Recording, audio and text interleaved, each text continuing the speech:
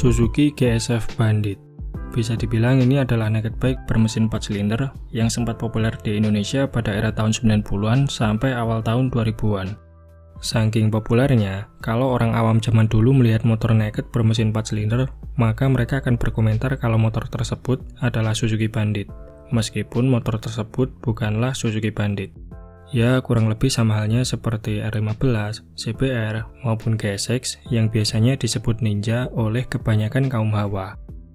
Oh iya, sebelumnya Suzuki Bandit sendiri merupakan jajaran motor Suzuki berkode GSF yang dibekali dengan mesin DOHC 4 silinder. Sebagian dari motor ini ada yang bergaya naked, namun sebagian lainnya dibekali dengan half fairing. Salah satu varian Bandit yang cukup populer di Indonesia kala itu adalah Suzuki GSF Bandit 400. Motor ini dirilis pertama kali oleh Suzuki pada tahun 1989, namun diperkirakan masuk ke pasar Indonesia lewat jalur importir umum pada sekitaran tahun 90-an. Sekilas kalau kita lihat dari samping, tampilan motor ini mengingatkan kita dengan Kawasaki Ninja SS. Pasalnya beberapa komponen partnya ada yang berbentuk mirip, misalnya seperti pada bagian lampu, tangki, dan juga bodi belakangnya. Meskipun lahir di tahun 80-an, motor ini sudah mengadopsi beberapa fitur seperti pengereman depan double disc brake, serta suspensi belakangnya sudah memakai monoshock. Untuk segi sasis, Bandit 400 mengusung frame tipe tralis, suspensi depannya masih mengandalkan teleskopik berdiameter 41 mm dari Kayaba, sementara kaki-kakinya menggunakan velg case wheel palang 3 ring 17 inch, dibalut ban depan 110/70 dan ban belakang 150/70.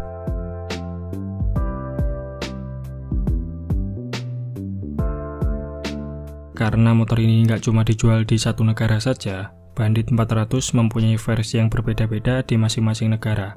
Misalnya ada yang pakai stang jepit, ada yang pakai stang tipe tubular, serta ada juga versi yang belum dilengkapi dengan rem depan double disc brake. Nah, kalau Bandit 400 yang masuk ke Indonesia, kebanyakan yang saya amati adalah masih menggunakan rem depan single disc dan stangnya tipe tubular. Kabarnya versi ini sama seperti Bandit 400 yang dijual di negara Singapura maupun Inggris. Tapi yang paling menarik sekaligus menjadi salah satu hal yang membuat Suzuki Bandit terlihat gagah tentu saja adalah mesinnya. Motor ini dibekali mesin 398cc inline 4 silinder, DOHC 16 klep berpendingin cairan, pengkabutan bahan bakar memakai karburator Mikuni BST 32 mm sebanyak 4 buah, serta transmisinya 6 percepatan. Mesin ini diklaim mampu menghasilkan tenaga 59 horsepower di 12.000 rpm, serta torsi puncak 38 Nm pada 10.500 rpm. Dengan bobot kering 172 kg, dalam kondisi standar, Suzuki Bandit 400 mampu meraih kecepatan maksimal sampai 185 km/jam.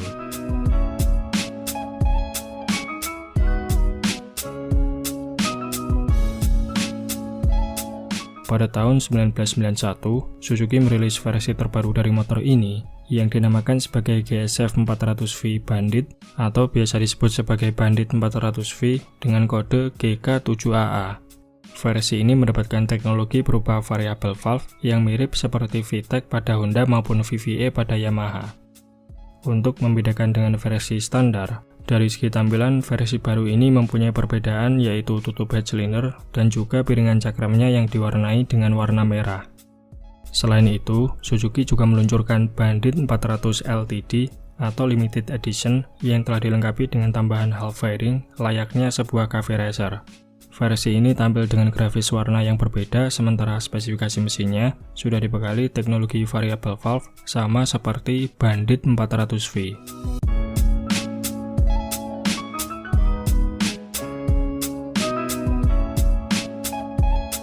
Pada tahun 1993, pemerintah Jepang memberlakukan aturan baru berupa pembatasan tenaga untuk kendaraan roda 2. Berkat adanya aturan baru tersebut, semua varian Suzuki Bandit 400 powernya terpaksa harus dipangkas dari semula 59 horsepower dan 38 Nm turun menjadi 53 horsepower dan 37 Nm.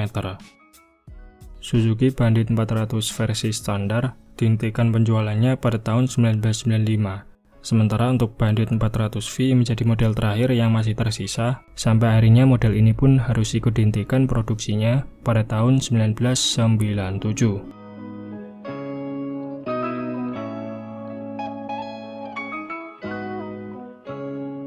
Dibandingkan motor 4 silinder jadul sekelasnya ataupun seri Suzuki Bandit lainnya, keberadaan Bandit 400 bisa dibilang masih cukup banyak dan nggak susah untuk menemukan unitnya. Harganya juga variatif tergantung kondisi. Biasanya kalau kondisinya no paper dibanderol mulai dari harga 30 sampai 50 jutaan. Sedangkan untuk kondisi surat lengkap, harganya bisa jauh lebih mahal. Namun unit dari Bandit 400 yang beredar kebanyakan kondisinya adalah NP alias bodong tanpa surat, jarang sekali ditemukan dalam kondisi lengkap dan original.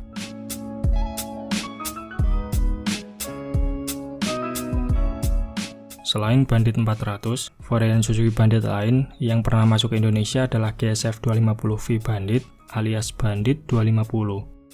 Secara fisik, Suzuki Bandit 250 hampir tidak ada bedanya dengan Bandit 400. Namun perbedaannya bisa dilihat dari bentuk bak mesin serta leheran knalpotnya yang cenderung mempunyai sedikit lekukan.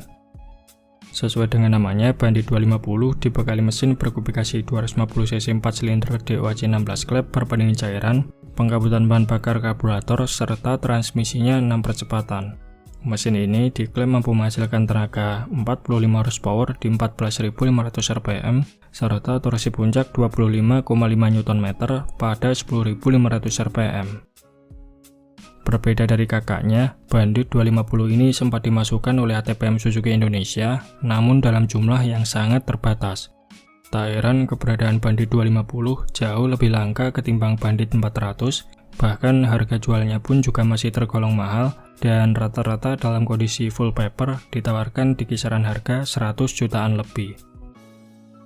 Nah, jika kedua seri Suzuki Bandit tadi masih dirasa terlalu mahal, dan teman-teman sangat menginginkannya namun dengan jumlah anggaran yang terbatas, mungkin Suzuki Bandit 150 adalah solusi terakhir. Karena bisa dibilang ini adalah Suzuki Bandit dengan harga yang paling murah di pasaran, tahunnya paling muda, sekaligus satu-satunya Suzuki Bandit yang nggak pakai mesin 4 silinder.